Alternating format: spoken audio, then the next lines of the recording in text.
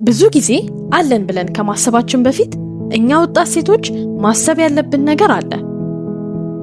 ቻናሉን ሰብስክራይብ በማድረግ የቤተሰባችን አካል ይሁኑ። ቪዲዮውን ላይክ እያደረጋችሁ ለጓደኞቻችሁ አጋሩ። ኮሜንት ላይም ሐሳብ አስተያየታችሁን አጋሩ።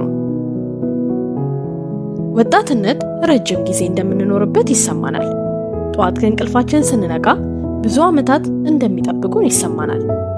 በኋላ ላይ ወደ አላህ እቀርባለሁ፣ በኋላ ላይ ቁርአን እቀራለሁ፣ በኋላ ላይ ህይወቴን በቁም ነገር እመለከታለሁ፣ በኋላ ላይ ራሴን ገስጻለሁ፣ በኋላ ላይ ጊዜን ማባከን አቆማለሁ፣ በኋላ ላይ ስለ ጋብቻ አስባለሁ፣ በኋላ ላይ መሆን የምፈልጋትን ሴት እሆናለሁ።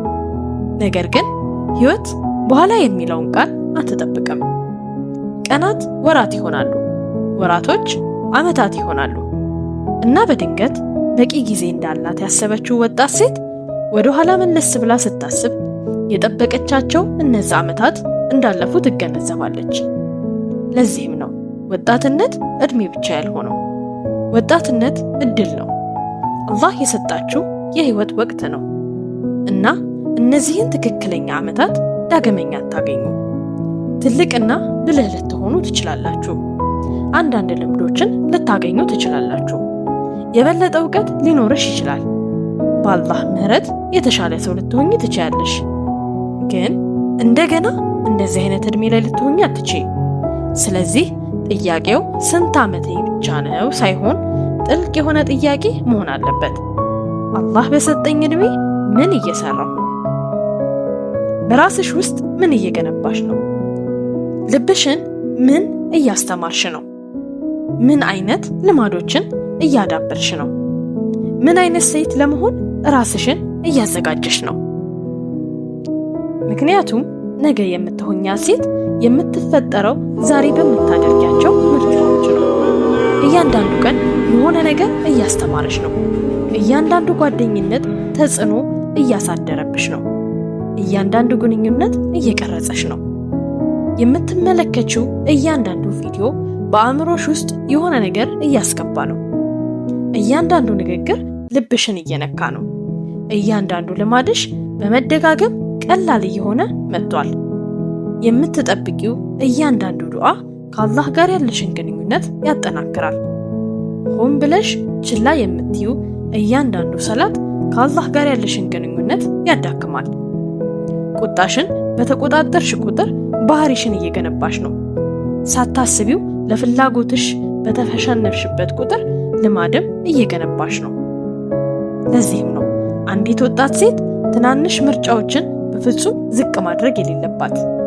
አንድ የባከነ ቀን ምንም ለውጥ አያመጣም ብለሽ ታስቢ ይሆናል። ነገር ግን ህይወት የተፈጠረው በቀናት ነው። አንድ ሰዓት ስክሮል በማድረግ ያሳለፍሽው ምንም ለውጥ አያመጣም ብለሽ ታስቢ ይሆናል። ነገር ግን ህይወትም ከሰዓታት የተፈጠረ ነው። አንድ ጤናማ ያልሆነ ጓደኝነትን አንቺን እንደማይጎዳሽ ታስቢ ይሆናል። ነገር ግን በዙሪያሽ ያሉ ሰዎች ቀስ በቀስ ተጽዕኖ ያደርጋሉ። በአመለካከትሽም ውስጥ አንድ ስምምነት ከንቱ ነው ብለሽ ታስቢ ይሆናል። ነገር ግን ተደጋጋሚ ስምምነት በመጨረሻም አንድ ጊዜ መሆን የፈለግሽውን ሰው ሊለውጥሽ ይችላል። ለዚህም ነው እስልምና ስለ ጊዜያችንና ስለ ድርጊቶቻችን እንድንጠነቀቅ የሚያስተምረን። አላህ እንዲህ ይላል፣ በጊዜ በእርግጥ የሰው ልጅ በኪሳራ ውስጥ ነው። ከሚያምኑት ጽድቅ ከሚሰሩትም እርስ በርሳቸው ለእውነት ከሚበረታቱትና እርስ በርሳቸው ለትዕግስት ከሚበረታቱት በስተቀር። ሱረቱል አልዓስር አጭር ነው፣ ነገር ግን መልእክቱ እጅግ በጣም ትልቅ ነው። አላህ የሚጀምረው በጊዜ በመማል ነው። ለምን? ምክንያቱም ጊዜ ዋጋ ያለው ነገር ነው እና እያንዳንዱ ሰው በጊዜ ሂደት የሆነ ነገር እያጣ ነው። የሚያልፍ እያንዳንዱ ሰከንድ ጠፍቷል። መልሰሽ ልትገዢው አትችይም፣ ልታስቀምጪው አትችይም። ወደ ትላንት ተመልሰሽ በተለየ መንገድ ልትጠቀሚበት አትችይም። ይህም አንዲትን ወጣት ሴት በጥልቀት እንድታስብ ሊያደርጋት ይገባል። ዛሬ የምታባክኙ ጊዜ ነገ እንዲኖርሽ የምትመኙ ጊዜ ቢሆንስ? ዛሬ ላይ ለመቅራት የምታዘገዩ ቁርአን ከዓመታት ወደፊት ብትማሪ የምትመኘው ቁርአን ቢሆንስ? የምታዘገየው ዕውቀት በኋላ ላይ በጣም የምትፈልጊው ዕውቀት ቢሆንስ? አሁን የምትፈጥሪያቸው ልማዶች የወደፊት ህይወትሽን አስቸጋሪ የሚያደርጉ ልማዶች ቢሆኑስ? ዛሬ የምትሆኛት ሴት የወደፊት ህይወትሽን የምታመሰግኝባት ወይም የምትጸጸችበት ቢሆንስ? ለዚህ ነው ህይወት ራስሽን በቁም ነገር እስክትመለከቺ ድረስ መጠበቅ የሌለብሽ። እንዴት መግባባት እንዳለብሽ ለመማር እስክታገቢ አትጠብቂ። ትዕግስትን ለመማር እናትሽን አትጠብቂ። በአላህ ላይ መታመንን ለመማር ችግር እስኪደርስብሽ አትጠብቂ። የሰዎችን ዋጋ ለመረዳት አንድ ሰው እስክታጪ ድረስ አትጠብቂ። ልብሽን እንዴት መጠበቅ እንዳለብሽ ለመማር እስኪጎዳሽ ድረስ አትጠብቂ። ዕውቀትን ለመፈለግ መጀመር እስከምትፈልጊ ድረስ አትጠብቂ። አላህን ለማስታወስ ረመዳንን አትጠብቂ። አሁን ራስሽን አሳድጊ። ምክንያቱም ጋብቻ ዝግጁ ያልሆነችን ሴት በአስማት ጎልማሳ አያደርጋትም። ባልሽ አንቺ ለማዳበር ያልፈለግሽውን ወይም የተቃወምሽውን ባህሪ አይሰጥሽም። ልጆችሽ በአንድ ሌሊት ትዕግስትን ሊያስተምሩሽ አይችሉም። አዲስ ቤት በራስሽ ስር ያለን ሰላም ሊሰጥሽ አይችልም። ገንዘብ ተግሳጽን ሊሰጥሽ አይችልም። ውበት ጥበብን ሊሰጥሽ አይችልም። ከሰዎች የሚሰጥሽ ትኩረት ለራስሽ ዋጋ ሊያሰጥሽ አይችልም። እነዚህ ነገሮች ሁኔታሽን ሊለውጡ ይችሉ ይሆናል፣ ነገር ግን በውስጥሽ የሚሆነውን ስራ ሊተኩ አይችሉም። ስለዚህ አንዲት ወጣት ሴት ከአላህ ጋር ያላትን ግንኙነት ለመገንባት ወጣትነትን መጠቀም አለባት። ማን እንደሚወዳት ከመጨነቋ በፊት አላህን እንዴት መውደድ እንዳለባት መማር አለባት።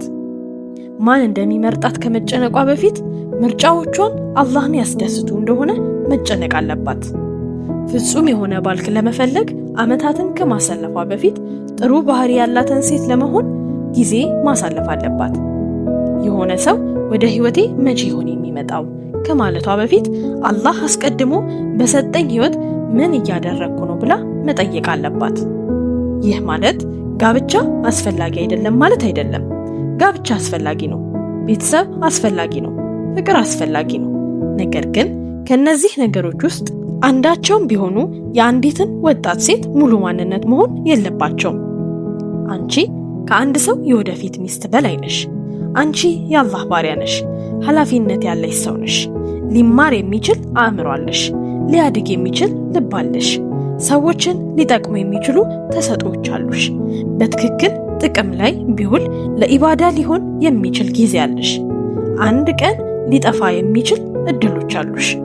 ወጣትነትሽን በሙሉ የሆነ ሰው እስኪመጣ ድረስ መጠበቅ ላይ አታድርጊ። እየጠበቅሽ በዓላማ ኑሪ።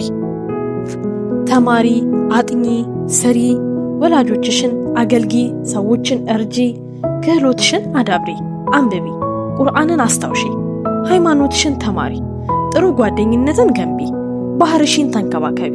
ጋብቻም ከመጣ ራሷን መገንባት የጀመረች ሴት ሆነሽ አግቢ። ጋብቻም ከዘገየ ራስሽን መገንባትሽን ቀጥይ። ምክንያቱም ህይወትሽ የጀመረው አንድ ሰው አቅርቦልሽ ሳይሆን አላህ ህይወትን ሲሰጥሽ ነው። ዓላማሽ በጋብቻ አይጀምርም። ዓላማሽ የሚጀምረው ፈጣሪሽን በማወቅና እሱን በሚያስደስት መንገድ በመኖር ነው። ወጣት ሴቶች ሊያውቁት የሚገባ ሌላ አደጋ አለ። ንጽጽር። አንዲት ወጣት ሴት ስልኳን ከፍታ ሌላ ሴት ስታገባ ካየች፣ ጉዞ ስታደርግ፣ ስትመረቅ፣ ንግድ ስታሳድግ፣ ልጆች ወልዳ፣ ስኬታማ ሆና፣ ቆንጆ ሆና ባየች ቁጥር የራሷን ህይወት ወደ ኋላ እንደሆነ ማመን ትጀምራለች። ነገር ግን ማህበራዊ ሚዲያ ከላይ ከላይ ብቻ እንጂ ሙሉ ህይወትን አያሳይም።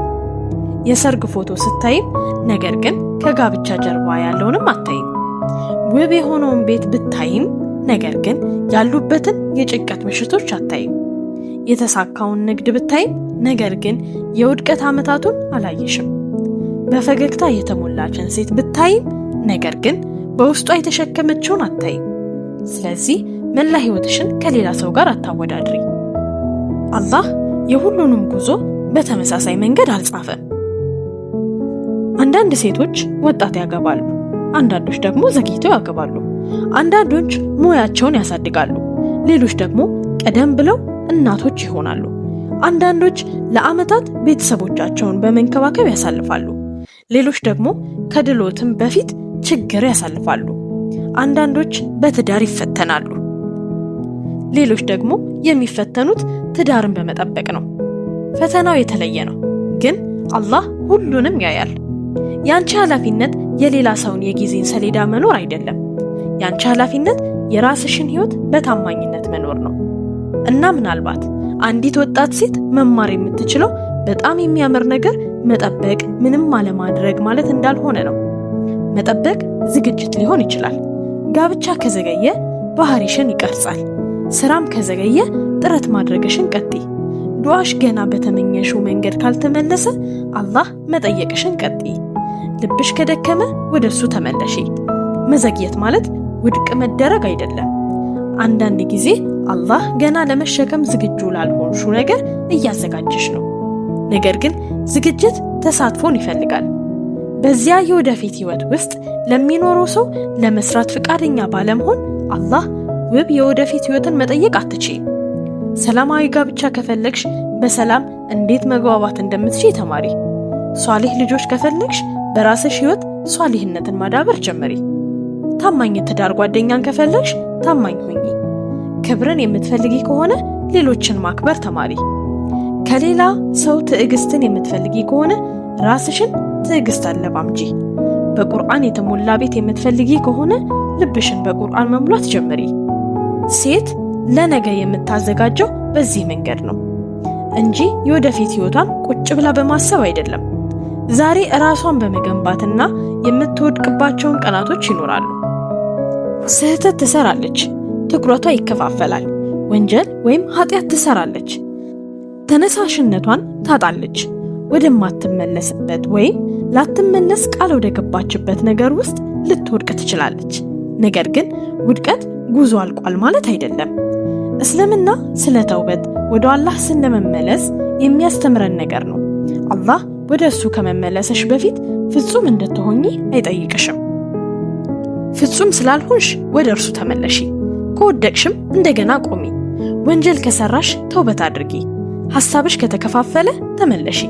አንድ ቀን ብትባክኝም የመጀመሪያው ላይ እያንዘንሽ ሌላ ቀን አታባክኝ። አንዳንድ ጊዜ ሰይጣን አንዲት ወጣት ሴት በጣም ብዙ ጊዜ አጥፍቻለሁ፣ ታዲያ ጥቅሙ ምንድን ነው ብላ እንድታስብ ይፈልጋል። ይህ ሐሳብ ራሱ ሌላ የጊዜ ብክነት ሊሆን ይችላል። ትላንትን መለወጥ አትችይም፣ ነገር ግን ቀጥሎ የምታደርጊውን መለወጥ ትችያለሽ። ስለዚህ እንደገና ጀምሪ። በአንድ ሰላት ጀምሪ። አንድ የቁርአን ገጽ፣ አንድ ቅን ዱዓ፣ አንድ ጥሩ ልማድ፣ አንድ ጎጂ ልማድ ትተሽ ለመሄድ መወሰን፣ አንድ ጠቃሚ መጽሐፍ፣ አንድ ሰዓት የተግባር ትምህርት፣ አንድ የደግነት ተግባር። ትናንሽ ጅማሬዎችን አቅልለሽ አትመልከቺ። ተራራ በአንድ እርምጃ ይወጣል እና ጠንካራ ሴት በሺዎች በሚቆጠሩ ትናንሽ ውሳኔዎች ትገነባለች። ስለ ዕውቀትም አስፈላጊ የሆነ ነገር አለ። አንዲት ወጣት ሴት በዓለም ላይ እንዴት ስኬታማ መሆን እንደምትችል መማር ብቻ የለባትም። ይልቁንም ሃይማኖቷን በሚገባ መረዳት አለባት። ቁርአንን መቅራት፣ እውነተኛውን ሱና መማር፣ በትክክል እንዴት መስገድ እንዳለባት መማር፣ የእምነት እውነተኛ መርሆችን መማር፣ ስለ ነብዩ ሰለላሁ ዐለይሂ ወሰለም መማር፣ ስለ ቀደምት ሴት ሰሃቢያዎች መማር፣ ትዕግስታቸውን፣ ድፍረታቸውን፣ ብልህነታቸውን፣ ልግስናቸውን፣ መስዋዕትነታቸውን መማር አለባት። ምክንያቱም ምን እንደሚቀርጽሽ ሆን ብለሽ ካልመረጥሽ ዓለም በራሱ ቅርጽ ይቀርጽሻል። ማህበራዊ ሚዲያ ውበት ምን ማለት እንደሆነ ያስተምርሻል። ሰዎች ስኬት ምን ማለት እንደሆነ ያስተምሩሻል። ሁኔታዎችሽን ዋጋ ያለው ምን እንደሆነ ያስተምሩሻል። ነገር ግን ቁርአን የበለጠ ጥልቅ የሆነ ነገር ያስተምርሻል። ማንነትሽንና ለምን እንደተፈጠርሽ ያስተምርሻል። ሁሉም ጊዜያዊ ነገር ሲጠፋ አስፈላጊው ምን እንደሆነ ያስተምርሻል። ለዚህም ነው ዕውቀት የወጣትነትሽ አካል መሆን ያለበት። ዕውቀት ለክርክር አይደለም። ከሌላ ሰው የተሻልሽ መሆንሽን የሚያረጋግጥ ዕውቀት ሳይሆን ትሁት የሚያደርግሽን ዕውቀት፣ ሰዎችን መበደል እንድትፈሪ የሚያደርግሽን ዕውቀት፣ ኢባዳሽን የተሻለ ሊያደርግልሽ የሚችል ዕውቀት፣ ልብሽን የሚያለሰልሽልሽ ዕውቀት፣ ወደ አላህ የሚያቃርብሽ ዕውቀት። በቀደምት ሙስሊሞች መካከል ያሉትን ወጣቶች አስታውሺ። ወጣትነት ህይወትን ለማባከን ሰበብ እንደሆነ አያስቡ። ተጠቅመውበታል፣ ተምረውበታል፣ አገልግለውበታል፣ ሰው ሆነውበታል፣ ራሳቸውን አሳድገውበታል፣ ኃላፊነታቸውን ተሸክመውበታል። የሙስዓብ ኢብን ዑመይርን ምሳሌ ተመልከቱ። ወጣት፣ ሀብታም፣ የተደነቀና በምቾት የተከበበ ነበረ። ነገር ግን እስልምና ወደ ልቡ ሲገባ ለአላህ ሲል የሚያውቀውን ሕይወት ለመስዋዕትነት ፍቃደኛ ነበረ። ለወጣት ሴትም ዋጋዋ ባላት ምቾት ውስጥ እንዳልሆነ ያስተምረናል። ዋጋሽ ለትልቅ ነገር መስዋዕት ለማድረግ ፍቃደኛ በሆንሹ ነገር ላይ የተመሰረተ ነው። ዑስማን ኢብን ዘይድንም ተመልከቱ። እሱም ወጣት ነበር። ነገር ግን ነቢዩ ሰለላሁ ዐለይሂ ወሰለም ትልቅ ኃላፊነት ሰጡት። ይህም ወጣትነት ማለት ትርጉም የለሽ ዕድሜ ማለት እንዳልሆነ ያስተምረናል። ወጣትነት ኃላፊነትን መሸከም ይችላል። ወጣትነት ዕውቀትን መሸከም ይችላል። ወጣትነት አመራርነትን መሸከም ይችላል። ወጣትነት መልካምነትን መሸከም ይችላል። ስለዚህ እኔ ወጣት ነኝ አትበይ። ወጣት ልትሆኚ ትችያለሽ፣ ግን መስገድ ትችያለሽ፣ መማር፣ ማስተማር፣ ቤተሰብሽን መርዳት፣ ማህበረሰቡን ማገልገል፣ የመልካምነት ምንጭ መሆን፣ ዱዓ ማድረግ፣ ህይወትሽን መለወጥ ትችያለሽ። እና ምናልባት አንድ ቀን እድሜሽ ሲገፋ እነዚህን ዓመታት ወደ ኋላ መለስ ብለሽ ስትመለከቻቸው በትምህርት ያሳለፍሻቸውን ምሽቶች ታስታውሻለሽ። ለሰላት የነቃሽባቸውን ጠዋቶች፣ ከወንጀል የራቅሽባቸውን፣ በጥንቃቄ የመረጥሻቸውን ጓደኝነት፣ ወደ አላህ የሮጥሽባቸውን ጊዜያቶች፣ ደክሞሽ እንኳን ወደፊት የቀጠልሽባቸውን ቀናት። እነዚህን ትናንሽ ምርጫዎች የሆንሻትን ሴት እንድገነቡ ትገነዘቢያለሽ። ለዚህም ነው ወጣትነትሽን ማባከን የሌለብሽ። እያንዳንዱ ደቂቃ በስራ የተሞላ መሆን ስላለበት አይደለም። እስልምና ህይወትሽን መደሰት እንደማትቺ ስለሚነግርሽም አይደለም። እስልምና ደስታ የሌለሽ ሰው እንድትሆኚ አይጠይቅም። ሳቂ፣ እረፍት አድርጊ፣ ሐላል ነገሮችን ተደሰቺ፣ ከቤተሰብ ጋር ጊዜ አሳልፊ፣ በቻልሽ ጊዜ ተጓዢ፣ ጓደኝነትን መስርቺ፣ ህልምሽን ኑሪ፣ ጥናት አድርጊ፣ ስሪ፣ አዳዲስ ነገር ፍጠሪ። ነገር ግን መዝናኛሽ ዓላማሽ እንዲሆን አትፍቀጂ። ምቾት ሃይማኖትሽ እንዲሆን አትፍቀጂ። ምቾት ጌታሽ እንዲሆን አትፍቀጂ። ጊዜያዊ ዓለም ዘላለማዊ እንድትረሺ አያደርግሽ። ወጣትነትሽ ሚዛን ሊኖረው ይገባል። ኢባዳና ስራ፣ ዕውቀትና እረፍት፣ ቤተሰብና የግል እድገት፣ ህልሞችና በአላህ ላይ መታመን፣ ምቾትና ትህትና። ይህ ሚዛናዊነት የብስለት አካል ነው። አንዲት ወጣት ሴት ልቧን መጠበቅንም መማር አለባት። ሁሉም ወንድ ስሜትሽን ማግኘት አይገባውም። ሁሉም ጓደኝነት ታማኝነትሽ አይገባውም። እያንዳንዱ መልእክት ምላሽ ሊሰጠው አይገባም። እያንዳንዱ መስህብ ግንኙነት መሆን የለበትም። እያንዳንዱ ዕድል አስደሳች ስለሚመስል ብቻ ጥሩ አይደለም። ልብሽ ውድ ነው፣ ጠብቂው። እና ትዳር እየጠበቅሽ ከሆነ ብቸኝነት በተለምዶ የምትጠይውን እንድትቀበይ አያደርግሽም። ብቸኝነት የተሳሳተውን ሰው ትክክለኛ እንዲመስልሽ ሊያደርግ ይችላል። ተስፋ መቁረጥ ቀይ ባንዲራዎች ወይም ሬድ ፍላግ እንደ ትናንሽ ችግሮች ሊያደርጋቸው ይችላል። ስሜታዊ ትስስር አንዲት ሴት ስህተት እንደሆነ የምታውቀውን ችላ እንድትል ሊያደርጋት ይችላል። ለዚህ ነው ፍቅር ወደ ህይወትሽ ከመግባቱ በፊት ጥንካሬ የሚያስፈልግሽ። ምክንያቱም ፍቅር ሁልጊዜ ሰዎችን የበለጠ ብልህ አያደርጋቸው። አንዳንድ ጊዜ ፍቅር ሰዎች አስቀድመው የሚያውቋቸውን ነገሮች ችላ እንዲሉ ያደርጋቸዋል። ስለዚህ ስሜቶችሽ ከመጠንከራቸው በፊት መርሆችሽን ገንቢ። የምታምኚውን እወቂ። ምን ዋጋ እንደምትሰጪ እወቂ። የምትቀበየውን እወቂ። እና ከሁሉም በላይ ደግሞ የአላህን ገደቦች የት እንዳሉ እወቂ። ከዚያም አስቸጋሪ ውሳኔ ሲገጥምሽ በስሜትሽ መካከል መርሆችን መፍጠር አይኖርብሽም። አስቀድመሽ ታገኘዋለሽ። ዝግጅት ማለት ይህ ነው። እና ምናልባትም በወጣትነትሽ ወቅት ልታደርጊያቸው ከምትችያቸው ታላላቅ ነገሮች አንዱ ብቸኝነት ሳይሰማሽ ብቻሽን መሆንን መማር ነው። በጸጥታ እንዴት መቀመጥ እንዳለብሽ ተማሪ። እንዴት ማሰብ እንዳለብሽ ተማሪ። ዱዓ እንዴት ማድረግ እንዳለብሽ ተማሪ። እንዴት ማንበብ እንዳለብሽ ተማሪ። እንዴት በሐላልና ጤናማ በሆነ መንገድ የራስሽን ጓደኝነት እንዴት መመስረት እንዳለብሽ ተማሪ። ምክንያቱም ከሰዎች የማያቋርጥ ትኩረት ሳታገኝ ስትቀሪ ሰላም ማግኘት የማትችል ሴት ሁልጊዜ ተጋላጭ ናት። ነገር ግን አላህ ለልቧ በቂ እንደሆነ የምታውቅ ሴት ክብሯን ለትኩረት በቀላሉ አትሸጥም። ሰዎችን ምላሻቸውን ሳትጠብቅ መውደድ ትችላለች። ሰዎች ላይ ጥገኛ ሳትሆን ጓደኛ መሆን ትችላለች። ጋብቻ ብቸኛ የደስታ በር መሆኑን ሳታምን ጋብቻን መመኘት ትችላለች። እና ይህቺ ሴት ተስፋ ከመቁረጥ ይልቅ በብርታት ወደ ጋብቻ የምትገባ ሴት ናት። ብቻዋን መሆን ስለምትፈራ ብቻ አታገባ። ይልቁንም ኃላፊነትን ስለተረዳች ታገባለች። ባልን የምትመርጠው እሱ እንድትደሰት ስለሚያደርጋት ብቻ ሳይሆን ባህሪውን፣ እምነቱን፣ ኃላፊነቱንና ለሰዎች ያለውን አያያዝ ታስተውላለች። ጋብቻ ውብ ምስል ብቻ እንዳልሆነ ትረዳለች። ይልቁንም ትዕግስት፣ ኃላፊነት፣ ይቅርታ፣ መግባባት፣ መስዋዕትነት፣ ምህረት ነው። ከጋብቻ በፊት ራሷን ካዘጋጀች ያንን ኃላፊነት በብስለት ትሸከማለች። ነገር ግን ከጋብቻ በኋላም ቢሆን ሌላ ኃላፊነት አለ። ከወላጆችሽ ጋር ያለሽ ግንኙነት። ወጣትነት ብዙ ሴቶች በአስተሳሰብ ራሳቸውን የሚችሉበት ጊዜ ነው። ያም ውብ ቢሆን ነገር ግን ነፃነትሽ ክብርሽን ማሳጣት የለበትም። ከወላጆችሽ ጋር ስነ ስርዓት፣ ክብር በተሞላበት መንገድ መነጋገር ተማሪ። ከነሱ ጋር ሳትስማሚ ትችያለሽ። የተለያዩ ሐሳቦች ሊኖሩሽ ይችላል። በመጨረሻም የራስሽን ቤት ልትገነቢ ትችያለሽ። ቢሆንም ግን የደግነት ዋጋን አስታውሺ።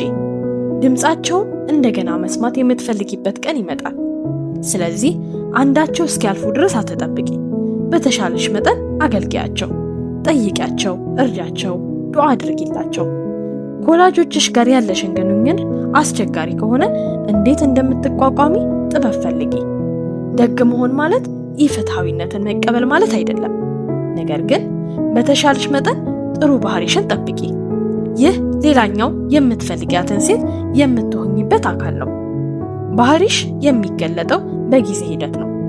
ተቆጥተሽ ራስሽን እንዴት እንደምትቆጣጠሪ፣ ማንም ሊሸልምሽ በማይችልበት ጊዜ እንዴት እንደምትሰሪ፣ ሊጠቅምሽ የማይችልን ሰው እንዴት እንደምትይዢ፣ ተስፋ ቆርጠሽ ስትወጪ እንዴት እንደምትመለሺ፣ ማንም በማይመለከተሽ ጊዜ እንዴት እንደምትሰሪ። እውነተኛዋ ሴት የምትፈጠርበት ቦታ ነው። በፎቶዎች አይደለም፣ በማህበራዊ ሚዲያም አይደለም፣ በሰዎች አስተያየትም አይደለም፣ በማህበራዊ ሚዲያ ጽሑፎችሽም አይደለም። ነገር ግን አላህ ብቻ በሚያያቸው የግል ውሳኔዎችሽ ነው። ስለዚህ ዛሬ ወጣት ከሆንሽ ተስፋ በሌለው መንገድ ራስሽን እንደማትጨርሺ አድርገሽ አትመልከቺ። ራስሽን ገና ራሷን እየገነባች እንዳለች ሴት አድርገሽ ተመልከቺ። ለመማር ጊዜ አለሽ፣ ተውበት ለማድረግ ጊዜ አለሽ፣ ለመሻሻል ጊዜ አለሽ፣ አቅጣጫ ለመቀየር ጊዜ አለሽ። ነገር ግን ጊዜ እንደ ያልተገደበ ጊዜ አድርገሽ አትረጂ። እድል ቢኖርሽም ዋስትና አይደለም። አላህ ስንት ዓመታት እንደጻፈልሽ ማንም አያውቅም። ለዚህም ነው ብልህ ሰው ፍጹም ጊዜን የማይጠብቀው። ባላት ዕውቀት፣ ባላት ሀብት፣ ባላት ዕድሜ አላህ አስቀድሞ በፊቷ ያስቀመጣት እድሎችን ትጠቀማለች። ምናልባት ህይወትሽ እንዳሰብሽው ላይመስል ይችላል። ምናልባት አሁን ትዳር መመስረት እንዳለብሽ አስበሽ ይሆናል። ምናልባት አስቀድመሽ መመረቅ ነበረብኝ ብለሽ አስበሽ ይሆናል። ምናልባት ቤተሰብሽ የተለየ እንዲሆን አስበሽ ይሆናል። ምናልባት የተወሰኑ ህልሞችሽን እንደምታሳኪ አስበሽ ይሆናል። ብስጭትሽ ህይወትሽን እንዲያቆም አትፍቀጂ። የአላህ እቅድ የጊዜ መስመርሽ ስለተለወጠ ብቻ አልተጠናቀቀም። አንዳንድ ጊዜ የተዘጋ በር ይጠብቅሻል። አንዳንድ ጊዜ መዘግየት ያዘጋጅሻል። አንዳንድ ጊዜ በብስጭት አቅጣጫሽን ይቀይራል። አንዳንድ ጊዜ የሆነን ነገር ማጣት የሚመስል ነገር አላህ ማየት ከማትችው ነገር እየጠበቀሽ ነው። ነገር ግን ወደፊት መራመድሽን መቀጠል አለብሽ። መማርሽን ቀጥይ፣ መስገድሽን ቀጥይ፣ መሆን የምትፈልጊያትን መሆንሽን ቀጥይ፣ ዱዓ ማድረግሽን ቀጥይ፣ መሻሻልሽን ቀጥይ። ምክንያቱም አላህ በአሁኑ ጊዜ በምትኖርበት ዓመታት ውስጥ ምን እያዘጋጀልሽ እንዳለ ስለማታውቂ ነው። አንድ ቀን አንዳንድ ነገሮች ለምን እንደዘገዩ ልትረጂ ትችያለሽ። አንድ ቀን ያቆየውን ሰው አላህ ልታመሰግኙ ትችያለሽ። ስለተዘጋብሽ በር ልታመሰግኙ ትችያለሽ። በችኮላ ከመማር ይልቅ ለዓመታት በትምህርት ላሳለፍሽው ጊዜ ልታመሰግኙ ትችያለሽ። ወደ ሆንሻ ሴት ተመልክተሽ መጠበቅሽ በባዶ እንዳልሆነ ልትገነዘቢ ትችያለሽ። ዝግጅት ነበር። እያንዳንዷ ሴት መስማት ያለባት መልእክት ይህ ነው። ሕይወትሽን እስክትጀምሪ ድረስ ወጣትነትሽን አታባክኚ። ሕይወትሽ እየተፈጠረ ነው። አላህ ዛሬ ሰጥቶሻል። ስለዚህ ዛሬን ተጠቀሚበት። የምታጠኚ ከሆነ በትኩረት አጥኚ። የምትሰሪ ከሆነ በሐቀኝነት ስሪ። ትዳር የምትፈልጊ ከሆነ በሐላልና በጥበብ መንገድ ፈልጊ። የምትማሪ ከሆነ በጥልቀት ተማሪ። ከሆነ ነገር እየተፈወስሽ ከሆነ ወደ አላህ መዞርሽን በመቀጠል በራስሽ ጊዜ ስጪ። ወንጀል ከሰራሽ ተውበት አድርጊ። ግራ ከተጋባሽ የእውቀት ባለቤቶችን ጠይቂ። ከፈራሽ ዱዓ አድርጊ። ከደከመሽ ዓላማሽን ሳትተይ እረፊ። የት መጀመር እንዳለብሽ የማታውቂ ከሆነ በአላህ ጀመሪ። ሁልጊዜ በአላህ ጀመሪ። ምክንያቱም ከሱ ጋር ያለሽ ግንኙነት ሲጠነክር ሌላ ነገር ሁሉ ትክክለኛውን ቦታ ማግኘት ይጀምራል። ምኞቶችሽ ሚዛናዊ ይሆናሉ። ግንኙነቶችሽ የበለጠ ግልጽ ይሆናሉ። ቅድሚያ የምትሰጫቸው ነገሮች የበለጠ ብልህ ይሆናሉ። ልብሽ የበለጠ የተረጋጋ ይሆናል። እናም የስኬት ግንዛቤሽ ይለወጣል። በሰዎች ፊት እንዴት ስኬታማ መሆን እችላለሁ ብለሽ መጠየቅ ታቆሚያለሽ። አላህን የሚያስደስትበትን ህይወት እንዴት መኖር ትችላለሁ ብለሽ መጠየቅ ትጀምሪያለሽ። ይህ ጥያቄ ሁሉንም ነገር ሊለውጥ ይችላል። ስለዚህ ወጣቷ ነገ መሆን ያለብሽ ሴት እስክትሆኚ ድረስ አትጠብቂ። እስክታገቢ ድረስ አትጠብቂ። ሀብታም እስከምትሆኚ ድረስ አትጠብቂ። እስክትመረቂ ድረስ አትጠብቂ። ችግሮችሽ እስኪጠፉ ድረስ አትጠብቂ። ተነሳሽነት እስኪሰማሽ ድረስ አትጠብቂ። ህይወትሽ ገና ፍጹም ሳይሆን ጀመሪ። ገና እየተማርሽ ጀመሪ።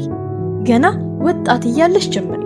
ምክንያቱም ነገ የምትሆኛት ሴት ዛሬ በምታደርጊያቸው ምርጫዎች የተገነባ ነው እና ምናልባት ከዓመታት በኋላ ወደ ኋላ መለስ ብለሽ ስትመለከቺ እስካሁን ያደረግሽው በጣም አስፈላጊ ውሳኔ የጋብቻ ውሳኔ፣ የሙያ ውሳኔ ወይም የገንዘብ ውሳኔ እንዳልሆነ ትገነዘቢያለሽ።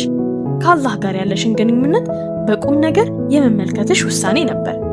ጊዜሽን ማባከን ለማቆም የወሰንሽው ውሳኔ፣ ልብሽን ለመጠበቅ የወሰንሽው ውሳኔ፣ ዕውቀትን የመፈለግ ውሳኔ፣ ባህሪሽን ለማሻሻል የወሰንሽው ውሳኔ፣ ዓላማ ያላት ሴት የመሆን ውሳኔ።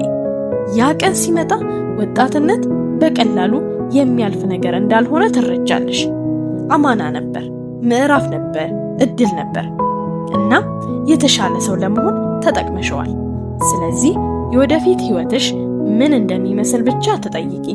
የወደፊት ህይወትሽ ምን አይነት ሴት እንደምትሆኚ ራስሽን ጠይቂ። ከዚያም ዛሬ እሷን መሆን ጀመሪ። አላህ አሁንም ያሉሽን ዓመታት ይባርከው። በረካን በጊዜሽ ውስጥ ያኑር። ልብሽን ከሚጎዳው ነገር ይጠብቅልሽ። ጠቃሚውን ዕውቀት፣ ሷሊህ ጓደኛን፣ ከቁርአን ጋር ጠንካራ ግንኙነትና በጠፋሽ ቁጥር ወደ እርሱ የሚመለስን ልብ ይስጥሽ። ነገ የምትሆኛት ሴት ደግሞ ወጣትነትሽን የምትኮሪበት ሴት እንድትሆኚና ከሁሉም በላይ ደግሞ ህይወቷን ወደ አላህ ደስታ የሚያቀርብላት ሴት እንድትሆኚ ያድርገልሽ። ቻናላችንን ሰብስክራይብ በማድረግ የቤተሰባችን አካል ይሁኑ። ኮሜንት ላይም ሐሳብ አስተያየታችሁን አጋሩ። ይህንን ቪዲዮ ላይክ እያደረጋችሁ ለጓደኞቻችሁ አጋሩ። ወሰላም አለይኩም ወራህመቱላሂ ወበረካቱ።